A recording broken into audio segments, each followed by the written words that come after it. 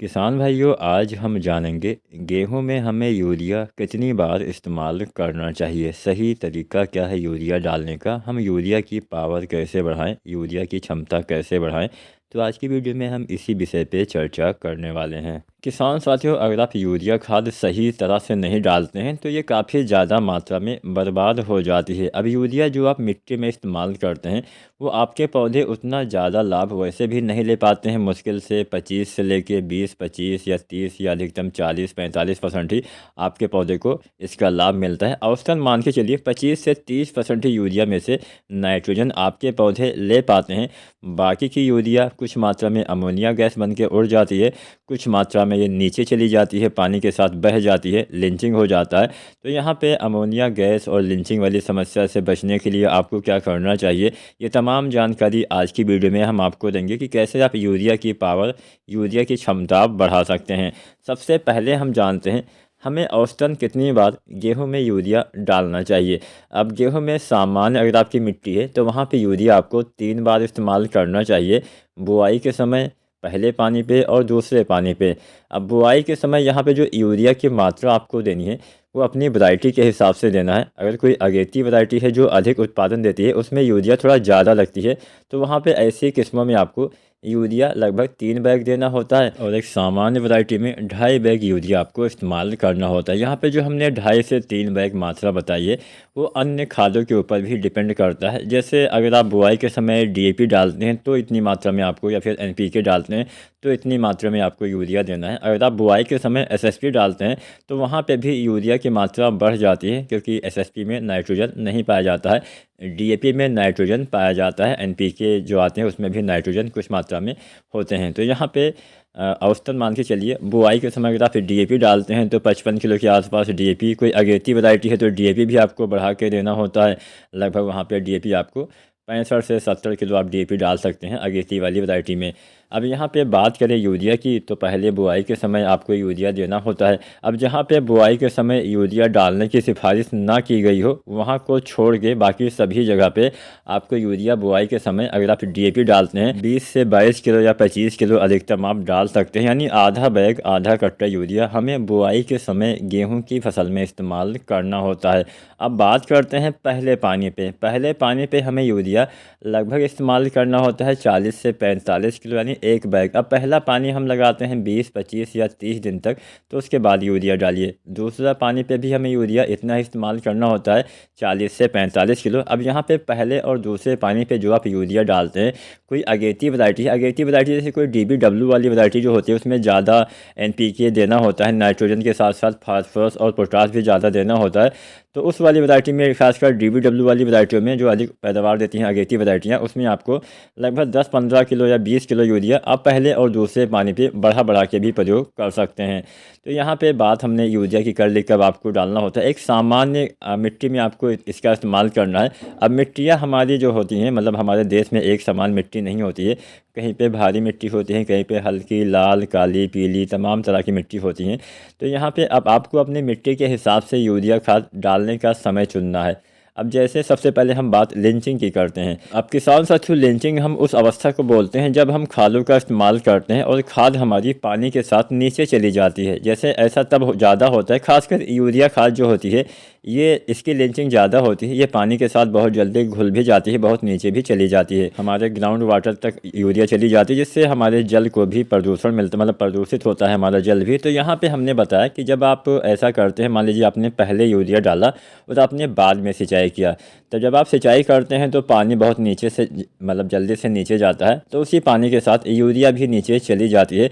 अब यहाँ पे आप ऐसा बिल्कुल भी मत सोचिएगा कि सभी मिट्टी में लिंचिंग नहीं होता है, होता सभी मिट्टी में है, चाहे कोई भारी मिट्टी हो चाहे कोई हल्की मिट्टी हो। बस डिफरेंस यही रहता है कि जहाँ पे भारी मिट्टी होती है वहाँ पे 10, 20, 30% ही लिंचिंग होता है। जहाँ पे हल्की मिट्टी होती है, हल्की मिट्टी मतलब जो जिसमें पानी होल्ड करने की क्षमता बहुत कम होती है, यानी जल धारण करने की क्षमता कम होती है, जैसे ही आप पानी डालते हैं उसमें नीचे तुरंत ही चला जाता है। खासकर बलुई या फिर रेतीली मिट्टी जो होगी इसमें ऐसा ज़्यादा होता है, तो वहाँ पे लिंचिंग और ज़्यादा होती है। वहाँ पे मान के चलिए 50% से ऊपर ही लिंचिंग होती है, 60, 70, 80% तक जो होता है लिंचिंग हो जाता है। तो अगर आप खादों का इस्तेमाल सिंचाई से पहले करते हैं, बाद में आप सिंचाई करते हैं, तो लिंचिंग की समस्या औसतन ज़्यादा हो जाती है। तो पहली बात तो आपको ध्यान यही रखना है, जब भी आप यूरिया डालिए तो हमेशा सिंचाई के बाद ही आपको इस्तेमाल करना है, इस बात का ध्यान रखना है। अब हम यहाँ पे आपको यूरिया की पावर कैसे बढ़ाएं, ज़्यादा मात्रा में आपके पौधे कैसे लें, इसके बारे में भी आपको बताएंगे। सबसे पहले हम बताते हैं कि जिनकी हल्की मिट्टी होती है, जैसे रेतीली बलुई टाइप की मिट्टी होती है, वहाँ पे आप यूरिया की क्षमता कैसे बढ़ा सकते हैं, कैसे ज़्यादा मात्रा में आपके पौधे को नाइट्रोजन यूरिया से मिल सकता है। इसके लिए आप यूरिया डालने का जो समय है, मैंने शुरुआत में आपको बताया था कि आपको यूरिया सामान्य फसल में 3 बार डालना होता है, बुआई के समय, पहले पानी पे और दूसरे पानी पे। तो यहाँ पे जो आप पहले और दूसरे पानी पे यूरिया डालते हैं, इसकी जगह पे आप मतलब यहाँ पे केवल 2 बार ही तो आप यूरिया पहले और दूसरे पानी पे डालते हैं, बुआई वाला समय हम छोड़ देते हैं। तो यहाँ पे ये जो 2 बार आप यूरिया डालते हैं, इसको आप कई भागों में बांट के इस्तेमाल कर सकते हैं। जैसे मान लीजिए पहली बार आप यूरिया 25 दिन पे डालने वाले हैं, मतलब यहाँ पे हम बुआई के समय वाली यूरिया को छोड़ देते हैं, उसके बाद की ही बात करते हैं, क्योंकि बुआई के समय आपको यूरिया देना ही देना है। उसके बाद की बात करें तो जैसे हम उसके बाद में दूसरी यूरिया आप मान सकते हैं, पहले पानी पे देते हैं तो उसके 10 दिन के बाद दोबारा से यूरिया डाल लीजिए, फिर उसके 10 दिन के बाद दोबारा से यूरिया डाल लीजिए। ऐसे ऐसे करके आप कई भागों में यूरिया को बांट के भी इस्तेमाल कर सकते हैं, या फिर 1 सप्ताह, 8 दिन, 10 दिन, ऐसे आपको समय बांट लेना है। मात्रा आपको उतनी ही डालनी है, मात्रा 40 से 45 किलो आपको 2-2 भागों में बांट के डालना है। जैसे 2 बैग यूरिया आपको डालना होता है, बुआई के समय वाली आधी बैग यूरिया हम निकाल देते हैं, तो आपको 2 बैग यूरिया डालना होता है। अब ये 2 बैग आप चाहें तो अगर भारी मिट्टी है तो वहाँ पे एक एक बार में डाल सकते हैं 40-45 किलो, 40-45 किलो, या फिर आप हल्की मिट्टी है, लिंचिंग जहाँ पे ज़्यादा होता है, वहाँ पे आप यूरिया कई भागों में बांट के डाल सकते हैं। जैसे आप एक बार में डालते हैं तो आप 2-3 बार में डालिए तो अच्छा लाभ मिलेगा। जैसे 10 दिन या 1 सप्ताह के अंतराल पे भी आप, जितनी आपकी मिट्टी रेतीली है उस हिसाब से आपको समय बढ़ा देना है, लेकिन मात्रा को नहीं बढ़ाना है। यूरिया उतनी ही मात्रा में डालना है, बस समय आपको कम कर देना है।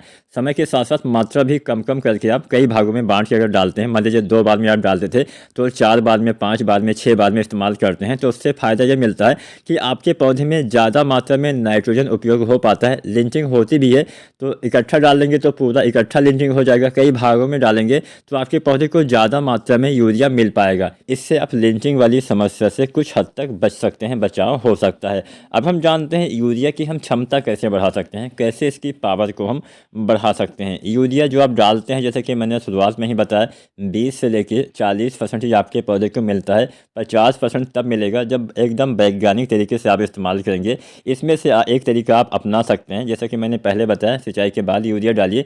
दूसरा तरीका, आपको इसके साथ सल्फर मिला लेना है। अगर आप यूरिया के साथ सल्फर मिला लेते हैं तो लिंचिंग भी कम होता है, इसके साथ साथ आपके पौधे को नाइट्रोजन ज़्यादा मात्रा में आपका सल्फर उपलब्ध करवाता है। नाइट्रोजन आपके पौधे को धीरे धीरे से लंबे समय तक मिलता रहता है, जिससे इसकी जो क्षमता होती है, जो उपयोग क्षमता नाइट्रोजन की होती है, सल्फर के इस्तेमाल से काफ़ी बढ़ जाती है। तो सल्फर आप चाहें तो 2 बार भी इस्तेमाल कर सकते हैं, पहले पानी पे, दूसरे पानी पे, फिर जब जब आप यूरिया डालें तब तब आप इस्तेमाल कर सकते हैं कुछ कुछ मात्रा में। या फिर आप ऐसा भी कर सकते हैं कि आजकल यूरिया गोल्ड अगर आपको मिलती है, जिसमें पहले से ही सल्फर मिला हुआ होता है, उसका भी इस्तेमाल हमारे किसान साथी कर सकते हैं।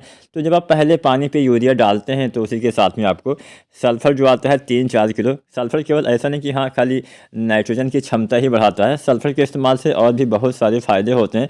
सल्फर से अच्छी ग्रोथ, हरियाली, चमक, पौधे में भोजन तेज़ी से बनता है, प्रकाश संश्लेषण बहुत अच्छे से होता है, तो ये सब काम भी सल्फर करता है।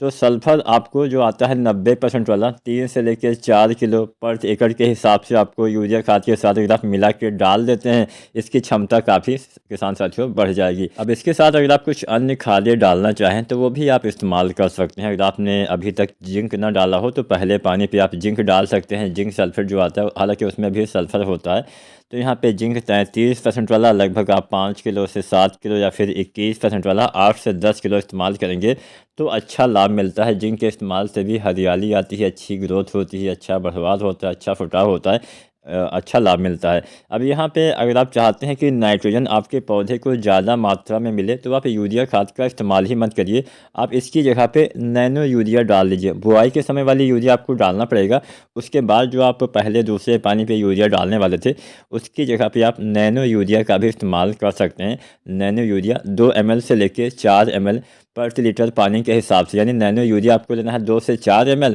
इसके साथ में 1 लीटर पानी में आपको घोल लेना है। इस हिसाब से मात्रा को आपको बढ़ाते जाना है, जितना आपका खेत है उस हिसाब से आपको मात्रा आगे कर लेना है। और इतना मात्रा आपको डाल देना है। इसके इस्तेमाल से भी नाइट्रोजन की पूर्ति होती है। अगर आप नैनो यूरिया डालते हैं तो इसका जो आपके पौधे को लाभ मिलता है 80% से ज़्यादा मिलता है, जबकि दानेदार यूरिया का लाभ केवल 25 से लेकर 30 या 35 या अधिकतम 40% ही मिल पाता है। तो उम्मीद करते हैं आज की जानकारी पसंद आई होगी। वीडियो पसंद आई है तो लाइक करें।